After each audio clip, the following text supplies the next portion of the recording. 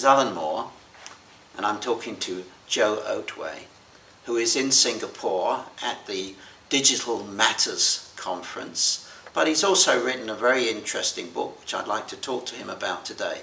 Good morning, Jay. Jay, tell me more about your background and how you came to write the book, Mastering Story, Community and Influence. I started as a journalist in Hong Kong in 1997, where I'd come to cover the handover. And after that I began writing about technology's emergence in the region and the internet in China and how that was sort of developing. And then into the 21st century, I decided to stop being just on the sidelines and writing about it and talking about it, and start to try and get more involved in it myself. And with the emergence of Twitter, I began to ask the sort of questions that an editor from a magazine does ask, which is, how do we build a big audience?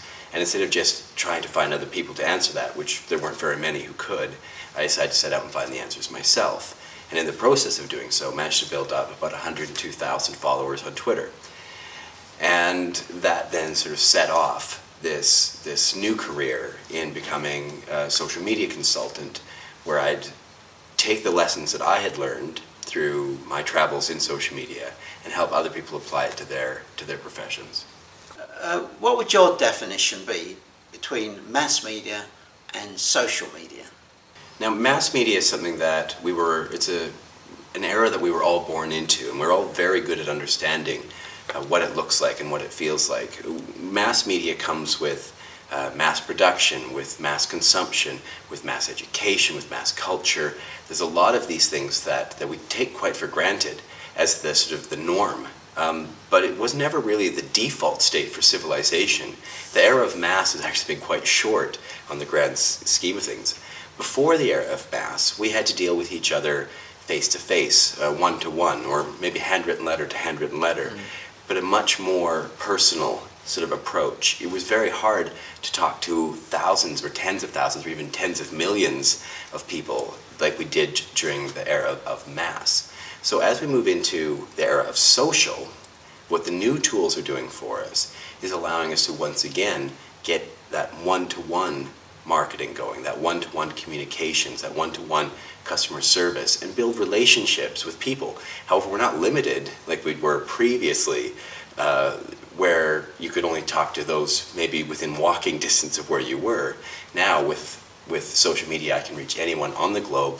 I can search and find and discover like-minded people with similar ideas or similar problems, and we can band together and do cool things. Is this book about individuals, or can it apply to brands as well? Well, I think, again, this is where we have to be careful of how we think about mass and how we think about social. Now, we all work for brands, but brands are just, they aren't something that runs without the people. So what I suggest in my book is that instead of just saying, okay, well, how do we make the brand function in social media? I think we first need to look at how all of us who are working for a brand, how we are using social media, and start thinking more like we would ask the question, how are we using the telephone? How are we using email? How are we using the communications tool? Before we start then saying, how is the brand going to be using it? So I'm trying to get more social leadership within organizations, people personally building their own brands within brands, building up sort of brand celebrities, if you will, who can lead the company and lead the brand into the sort of social media era. So I think it does apply to brands, but only after, sort of indirectly, after the individuals who work there first learn to master the tools. So in future, the CEO would have to be a leader in social media as well. We need social CEOs. There wasn't long ago that a CEO would have dictated all of his correspondence to a secretary who then would have gone off and typed it up. Today, CEOs carry their own BlackBerries. It would be considered almost a sign of bad leadership if you weren't capable of that level of communication and control. Even the President of the United States, Barack Obama's got his own BlackBerry and manages his own communications. Already we're seeing major corporations like Timberland's CEO, who's there, on Twitter all the time talking about environmental issues, not as company or as brand, but other things that matter. And I think that's the sort of social CEO that we're hoping to see emerge in more and more brands. Jay, tell me how I would become an influencer, a social influencer that you talk about in your book. Absolutely. We need a community around us. We function poorly as islands. We do much better when we find a community of people who are like-minded, who can provide us with support and opportunities, and in return we can provide them with those sorts of connections and collaborations that you wouldn't get as an individual. But when you say professional associations, they may look a lot different in social media than you might have found them in the era of mass, where perhaps you all would have gone to an industry breakfast or a conference or something like that. In social media, you can build these professional communities yourself. You can seek out people, you can find people who you think are intelligent and smart, or somehow a leader, or somehow have something you admire.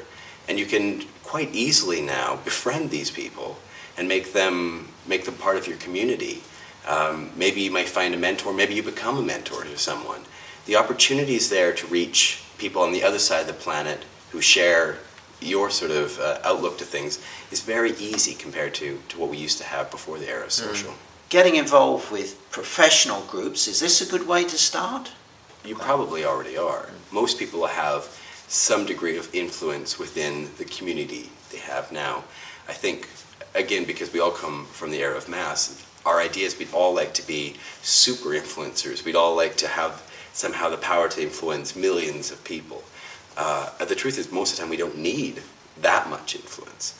I think what we all want is a bit more influence in our own chosen professions and our own chosen careers. To build that up is actually not as hard as you might think. It does require work, though. It does require adding in to your workflow a few simple steps. For example, if every day you probably read the news regarding your industry, and if you don't and you want to be an influencer, it's time to start. And yeah, actually that's an important skill set as well, how to find relevant news, how to find interesting stuff that's going on. That's the social currency that you're going to exchange with your community to demonstrate your thought leadership. Once you start finding great stories and you can start sharing those with people, then they will start to think, oh, well, here's somebody who I can trust, who I can rely on to provide me with insights. That sort of recommendation then gets passed on, and you start to build a reputation for being someone in the know. As you build a reputation for being someone in the know, your influence will grow with that. So a very simple step is, as you're reading the news, instead of just closing down that website, if you found an article that you thought was really good, why not hit the share button? Why not use every opportunity to put thought leadership into your Twitter stream, onto your Facebook page, onto your G+, so that when at some point somebody Googles you, what shows up is this thought leadership. Social media seems unstoppable. I mean, is it going to slow down, or is it going to become more integrated in our lives? Social media is evolving. It is going to continue to become integrated into everything we do. But we're not going to feel it like we do today, any more than we think that the telephone's become an increasing part of our lives. I remember a time before anybody had a mobile phone in their pocket, and today, without one in my pocket, I feel like I've left home without my wallet almost. I mean, in fact, I'd more likely go back to get my phone than my wallet. It's so much more important. But I'm not. At the same time, I'm not overly worried about my phone. It's an important part of my life. I don't think I've got to learn more about this, or how am I keeping up with my phone. It's just part of life now. And just the same way, social media is just going to become attached to all of us. We will miss it if we get outside of it. It'll be a lot like breathing. It's going to be the air around us. And so, yes, ever more integrated with our lives, but it's going to evolve in such a way that whatever may exist today, be it a Facebook or a G Plus or a Twitter, I can't promise that those will last. I can't promise that those particular ones are going to become a bigger part of your life.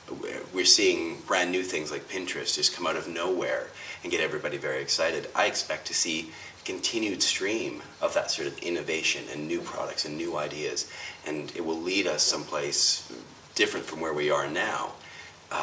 But at the same time, we'll all be much closer to it, for sure. Jay, thank you so much for talking to AdAsia.